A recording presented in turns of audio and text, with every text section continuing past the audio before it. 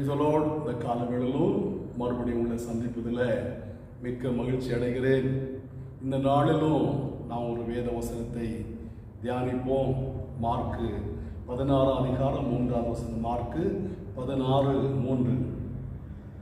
கல்லறையின் வாசல் இருக்கிற கல்லை நமக்காக எவன் புரண்டு தள்ளுவான் என்று ஒருவரோடு ஒருவர் சொல்லிக் கொண்டார்கள். இந்த வேத வசனத்தில் வாசிக்கும் போது 2வது வசனம் வாசிக்கிறோம். வாரத்தில் முதல் நாள் அதிகாலை வேளையில் மகதலேனா மரியாளும் யாக்கோபின் தாயாகிய மரியாளும் சாலமி என்னப்பட்டவளும் 3 பேரும் இயேசுவின் கல்லறையிடமாக வந்தார்கள்.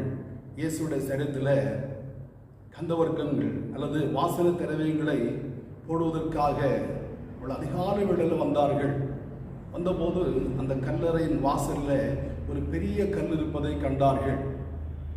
நம்ம தெய்வம் 27 வாசிக்கும் போது அரிமத்தி ஊரான யோசேப்பு தன்னுடைய புதிய கல்லறையில் இயேசுடைய சரீரத்தை அடக்கம் பண்ணி அந்த கல்லறையின் வாசலில் ஒரு பெரிய கல்லை புரட்டி வைத்து விட்டு போனான்.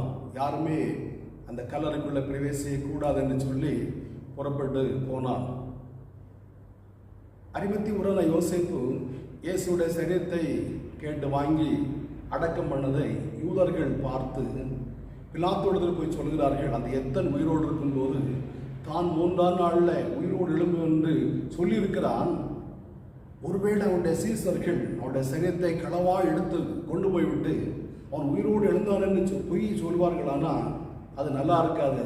அதனால 3 நாள் வரைக்கும் அந்த கல்லறையை காவல் காக்க வேண்டும் என்று பிலாத்தோடத்தில் வேண்டிக் கொண்டார்கள்.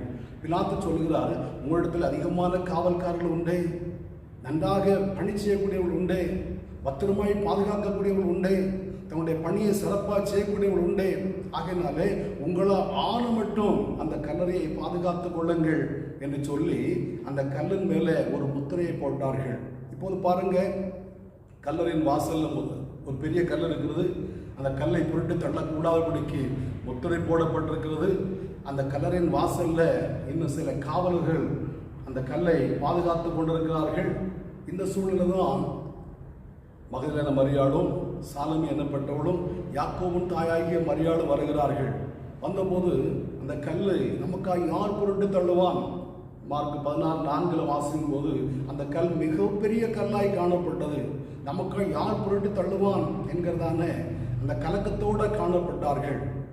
மத்தேயு 28:1-2 வாசிக்கும் போது வாரத்தின் முதல் நாள் அதிகால வேளையில் வானத்திலிருந்து ஒரு தூதன் இறங்கி வந்து அந்த கல்லை புரட்டி தள்ளி அதன் மேல் ஏறி உட்கார்ந்தார். அவருடைய ரூபம் மின்னலை போல பிரகாசமாக இருந்தது என்று வாசிக்கிறோம்.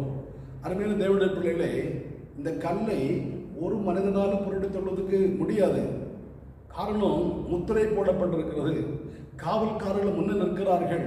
அது பெரிய கல்லாய் காணப்படுகிறது.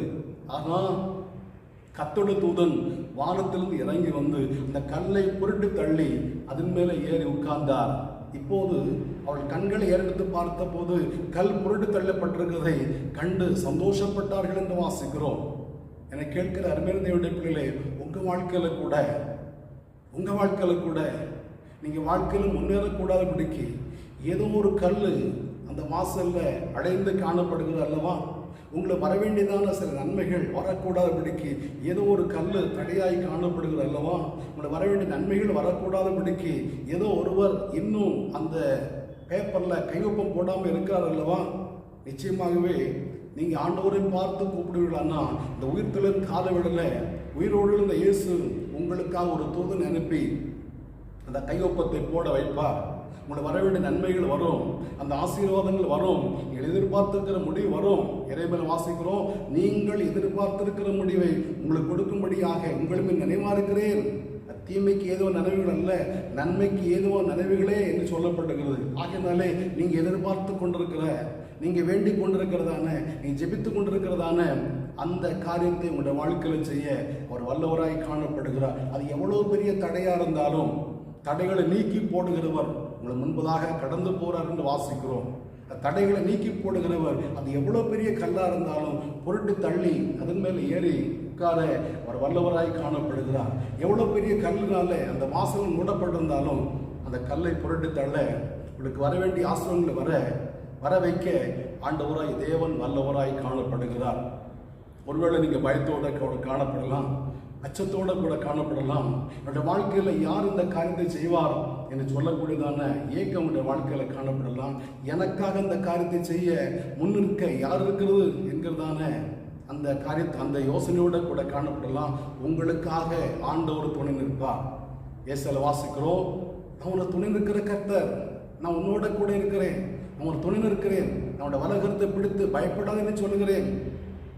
நமக்கு துணை நின்று நம்முடைய வலகரத்தை பிடித்து பயப்படாது, நான் ஒரு துணை நிற்கிறேன் என்று சொல்கிற ஆண்டவர் வாழ்க்கையில் மூடி இருக்கிற கதவுகளை திறக்க ஒரு வல்லவராய் காணப்படுகிறார்.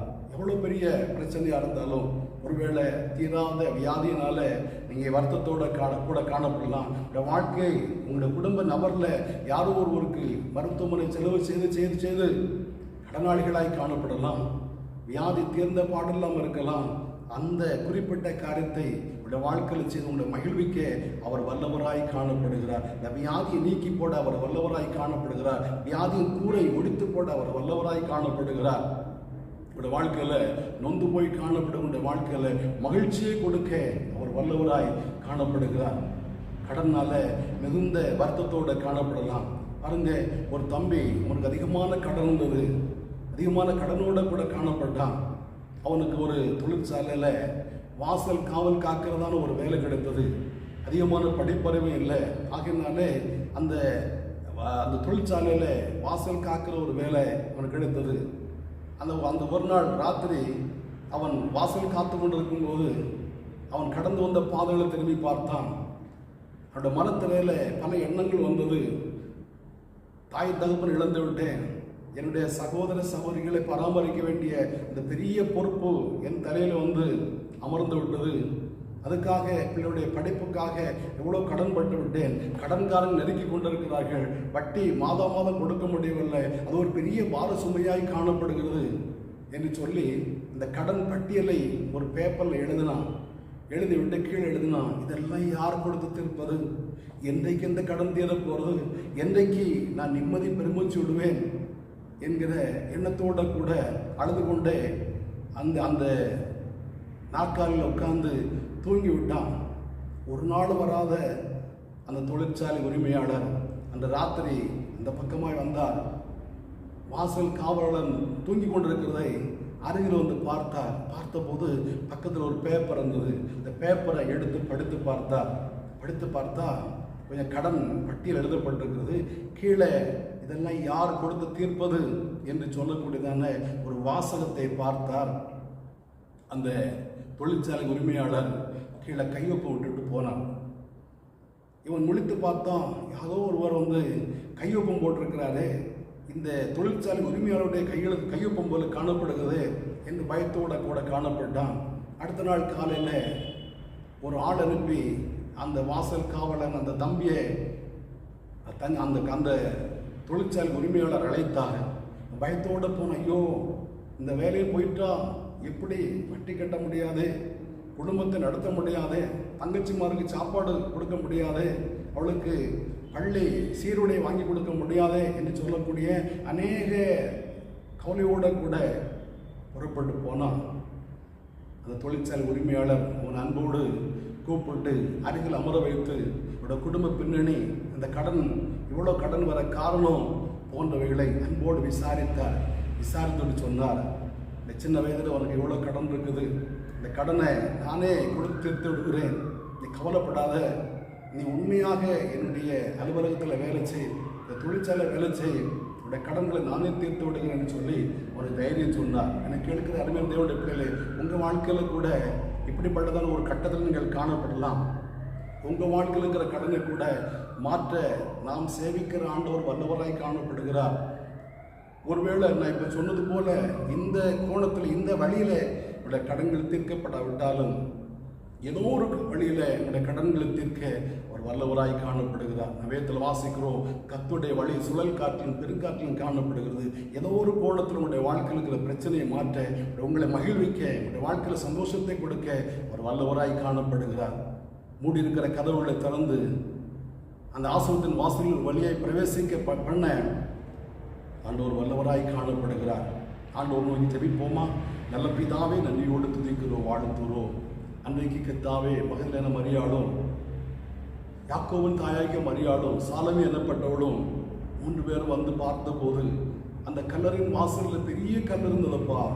இந்த கல்லை யார் நமக்காக புரட்டுவான் என்று சொல்லி அவர்கள் கலக்கத்தோடு நின்றபோது வானத்திலிருந்து ஒரு தூதன் இறங்கி வந்து கல்லை புரட்டு தள்ளி அதன் மேல் உட்கார்ந்தார். ஆண்டவரே, எங்கள் வாழ்க்கையில் கூட சில தாவே ஸ்தோத்திரப்பா ஆசனங்கள் நாங்கள் சுதந்திரிக்க கூடாதபடி சில தடை கற்கள் காணப்படுகிறது.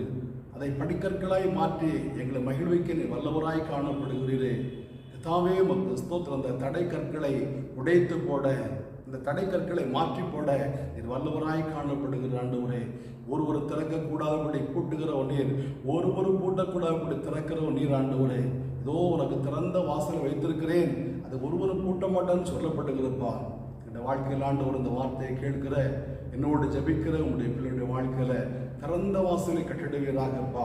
அழுகையோடு கண்ணீரோடு துக்கத்தோடு காணப்படுகிற உடைய பிள்ளையுடைய வாழ்க்கையில் ஒரு மகிழ்ச்சியின் வாய்க்காலை ஆண்டவர் மாய பண்ணுவீராக. உடைய கண்ணீர் துடைக்கப்படுவதாக அவருடைய கரங்கள் அர்ப்பணிக்கிறோம்.